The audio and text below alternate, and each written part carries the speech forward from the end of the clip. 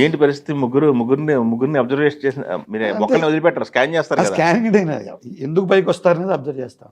కష్టపడే తత్వం, అన్ని వందల సినిమాలు చేసిన చిరంజీవి గారిలో ఉండే మరి ఆ సూక్ష్మ దృష్టి, రామ్ చరణ్ నేర్చుకోవాలనే తపన, ఈయనేంటి ఒక రాజకీయ జీవితాన్ని దీన్ని బ్యాలెన్స్ చేసుకుని ఒక రకమైన టాలెంట్, ఇవన్నీ అబ్జర్వ్ చెప్పు. మీకు ఇప్పుడు ఇవన్నీ ఎలా గుర్తొస్తుంది, ఎందుకు చెప్పుకోవాల్సి వస్తుందంటే మీరు యూత్ని అబ్జర్వ్ చేస్తున్నారు కదా. ప్రపంచం ఇప్పుడు అంటే ఎంత దౌర్భాగ్యంగా ఉందంటే ప్రేమల మోసం, పెళ్ళిళ్ళ మోసం, చదువుల మోసం, వ్యక్తిత్వాల మోసం.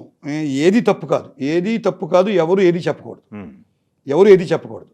అందుకే దసరా సందర్భంగా పిల్లలందరికీ ఒక విషయం చెప్దాం అనుకుంటున్నాను. చెప్పండి. ఇప్పుడు దసరా అనేది మంచి జయించింది, చెడు మీద మంచి యొక్క విజయమే దసరా. రావణాసురుడి 10 తలలు తలనరికిన, నేల కొరిగించిన సన్నివేశం దసరా. అరణ్యవాసం పూర్తి చేసుకుని పాండవులు మళ్ళీ జనజీవన స్రవంతిలో కలిసిన దానికి సూచిక దసరా. తన ఆయుధాలని జమ్మి చెట్టు మించి దింపుతాడు అర్జునుడు, గాంధీవాన్ని తీస్తాడు, సారిస్తాడు. మీలో ఉండే భయాలని, మీలో ఉండే ఆందోళనని పారదోలడానికి ఒక గాంధీవాన్ని మీరు సవరించలేరా? కుర్రాళ్ళు రాత్రి తాగాల్సిందేనా?